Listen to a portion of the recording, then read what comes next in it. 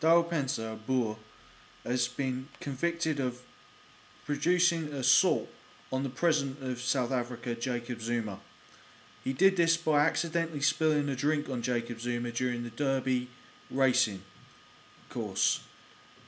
Now, this sets a new low bar for the burden of proof on the authorities in South Africa, who are supposed to be public servants. Darrell has been convicted not because of what he did, as spilling the drink is nothing. Has unleashed forces of racial hatred, of politically motivated convictions which are corroding the edifice of law, common law, and has set a new precedent for the low of law in South Africa. Whilst Julius Malema can call for the murder of Boer families, of which 52,000 have died already, and millions have fled South Africa, both Boer, English and Xhosa, anyone with any education has got out. But what are the roots of this evil? Whilst Julius Malema may seem like the jester to the king of Jacob Zuma, and whilst Jacob Zuma is being referred to by Julius Malema as a king, Julius Malema may be smart enough to think and know that he's not as smart as the king himself. Julius Malema may be there to take the hits, unless he really is the power behind the throne, in which case he is a Zulu Machiavelli. But clearly there are different forces at work in the roots of evil that are destroying South Africa and reversing the Western civilization in Southern Africa. And if it can happen there, it can happen here, because the same forces are at work within the Western world, corroding and destroying Western civilization.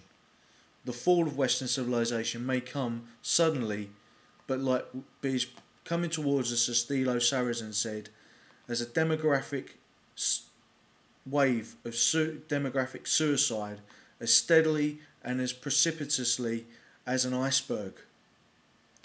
Now, whilst I am a social democrat, I do sometimes critique socialism.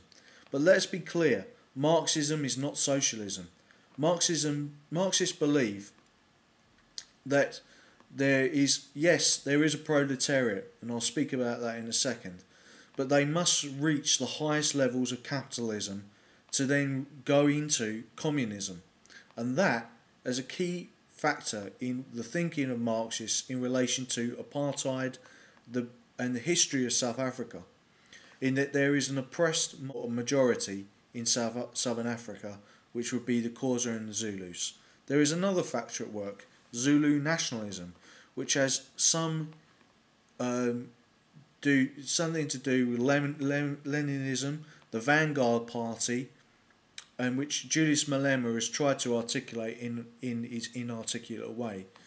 But this man is a clever politician. He's canny. He has low cunning. But there is other forces at work. There is also ultra-conservatism, such as Margaret Thatcher, who gave money and arms to the ANC, the supposedly political enemies, being that she defined them as a communist terrorist group, while she was herself engaged in terrorism, and invited terrorists, the Bin Laden crime family, to Britain to do construction work. Everybody thought they were Dutch. You could see their cranes all over London. Everybody thought the Leyden Corporation was Dutch. In fact, it was the Bin Ladens who later did 9/11. So Margaret Thatcher is an evil bastard. We've got that straight. What we must get clear is the reasons why Marxists and ultra-conservatives have a community of interest. Because on one side, the ultra-conservatives want a complete domination of the individual by the market, and they only believe in the selfish self-interest of the individual, whilst Marxists want to achieve the highest point of capitalism so that they can then get into communism. Leninists are somewhere in between. And they are also a force because, of course, the Soviet Union supported the ANC. At the same time, Margaret Thatcher supported the ANC. So she did that for cheap mining contracts, of course, to help her friends out. or minions. So Jacob Zuma and Julius Malema are just symptoms of it. There is a fourth and powerful point to be made. It is also about Zulu primitivism. The spilling of a drink by Daryl Pence on Jacob Zuma is affronting Zulu ideas about kingship, which they can't really translate into being a democratically elected president. In fact, in Zulu culture, a chief spitting on the back of somebody who is there as the receptacle will be seen in their culture as an honour, and that is throughout Bantu culture, the chief spitting on his subjects. So they cannot see that Daryl Pence has just spilt an accidental drink and then it has just become an affront to the king, the anointed one, who Daryl just anointed with his accidental drink spilling. Right? So this accident has unleashed all kinds of racial and political motivations among the people to get the ANC to get political capital out of this white man who was arrested by a Zulu policeman, but on the say-so of a Zulu bodyguard.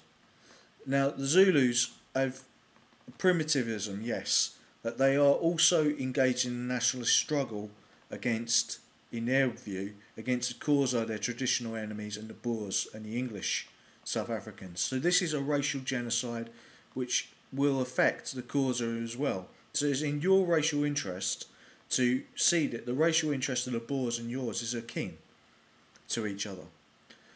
The Zulus did basically a coup d'etat against Mbeki and Mandela by using the ANC Youth League as both a vanguard in the Leninist school of thought and also as a political primitivism using the Shambok, the Canobri and the Asanga and the AK-47 to bully and suppress anyone so that two feudalist crime families, the Malemas and Jacob Zuma's family, could attain the highest point in South Africa in terms of money and power. And this is perfectly in tune with Zulu culture. It is seen as aberrant that anyone should have equality in Zulu culture, which is why there is hypocrisy in such people as Eric Hobsbawm, who is a Marxist historian, when he says there was a racial problem, and that was immigration of Europeans to Africa, as he said against Niall Ferguson's view.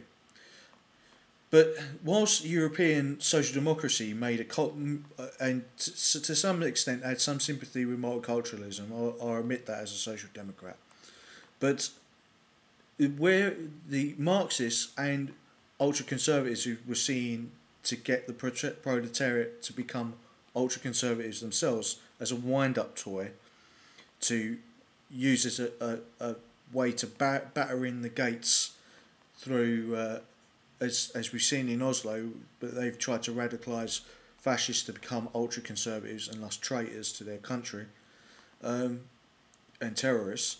But the Marxists saw and looked for a different proletariat to the socialists in Europe who were quite comfortable being German social democrats or English social democrats or European social democrats who could tolerate a degree of multiculturalism, as I can, but who wanted to keep European culture alive. Now, this was at odds with their view that Marxism could attain the highest point of capitalism. And where did they look for a replacement? They looked to Africa, where people were illiterate, where there was a degree of seething racial anger against the Boers and the colonial powers, and they sought to get that as a vehicle to get power in South Africa, unless they had a community of interest with ultra-conservatives. How this came about was through Margaret Thatcher. Support South Africa, support a Boer independent social democratic republic, support Reindeer's March for social democracy in Southern Africa. Thank you for listening.